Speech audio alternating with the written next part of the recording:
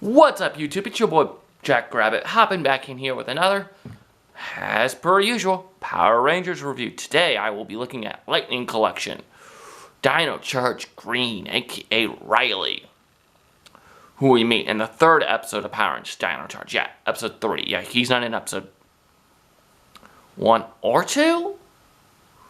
Or maybe he's in 2. Hold on. I gotta think back. I think he's in 2. I think he's in episode 2. 2. Yeah, I'm going to go with 2. I need to rewatch Dino Charge. I apologize for that. I am rambling. But this is his Lightning Collection figure. Obviously, he's not in the box because he's behind the box. But it's your typical Lightning Collection figure. You got your Lightning Collection logo there. You got where it says Dino Charge Green right there on the bottom. A nice picture of Dino Charge Green here, which, of course, bleeds over to the side with the Dino Charge logo at the top corner there. Top corner there. And then on this side, of course, another nice picture of Dino Charge Green. Picture of the actual figure, which irks me slightly. Because this is the only issue I have with this figure. I love this figure. Okay, the inside of the morpher, which I will show when I show off his accessories and all that, is not painted. Which, you know, that's to me, you know, don't really care about that. But it's the gloves. His gloves do not have the silver paint on them. And if I had a better painting skill than what I do, I would just paint them myself. But unfortunately, I'm not good at painting things. So, yeah. But as I said, that's the box. Let's bring this guy forward, and I'll show you what I was talking about here. Let's see if Riley wants to stay standing here. Let's take the accessories out of his hands real quick, because I want to show you these first. As you can see there, he can hold these. So you've got his Dino Charge Saber, which is his primary weapon on the show. I don't remember. No, Riley barely ever used the Dino Charge Morpher as a weapon in the show. I think he used it maybe a handful of times. I think he used it more when he was in civilian mode. But yeah, this is his primary weapon.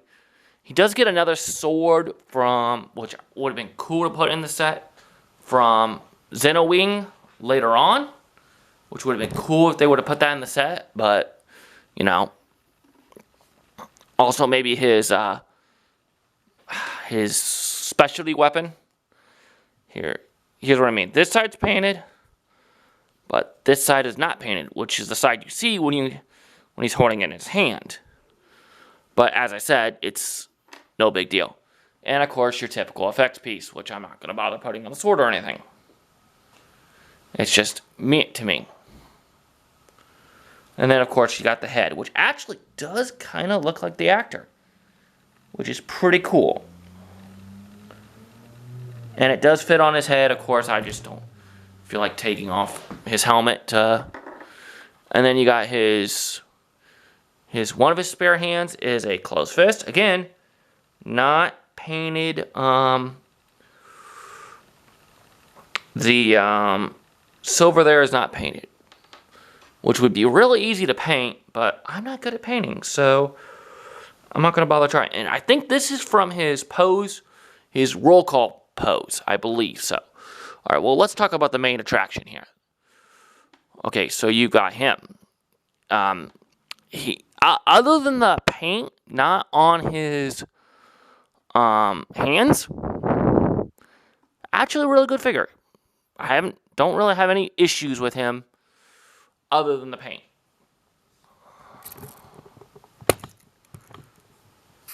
Is that dirt on the ones? Man. Oh, wow. Apparently my camera was having problems focusing. But yeah, other than that, I don't really have any problems with him. Alright, let me grab him real quick and go over his articulation. Okay, so you've got the head can go 360, as per usual in most Lightning collections. You've got the arm that cannot go completely around. It can go completely around. You just got to manipulate the shoulder there a little. The joint right here. Of course, you know, you got that joint. And then he does have the butterfly joint. Mine's a little stiff on this side. Pretty loose on this side, though.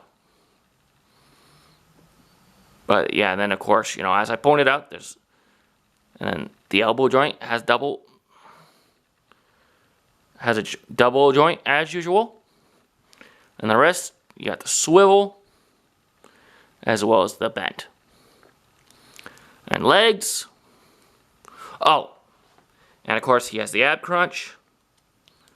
Nothing in the waist though. Waist ain't going nowhere. Alright, he can go forward. He can't go back because of the butt. He's got the swivel at the top though that can go all the way around.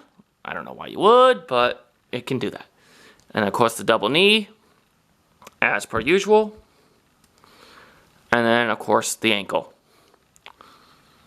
Which you can, I swear, it does move up and down, I swear. Alright. See, she does move. And I believe he's got, yes, he does have a swivel, a joint there as well.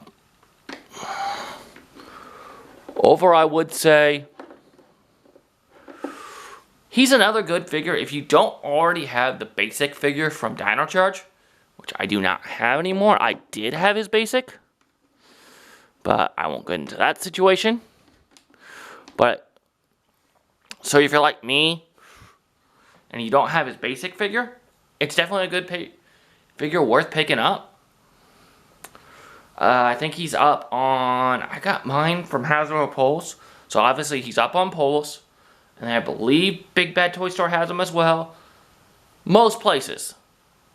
Unless you really want to try to catch this guy in the wild. In the wild, I would. But if your Walmarts are like my Walmarts, I don't know about Target, but if your Walmarts are like my Walmarts, they don't stock for shit. So yeah, I would not recommend that option. Alright, I'm going to hop on out of here and I will catch you all tomorrow for another Lightning Collection review. I'm going to hop on out.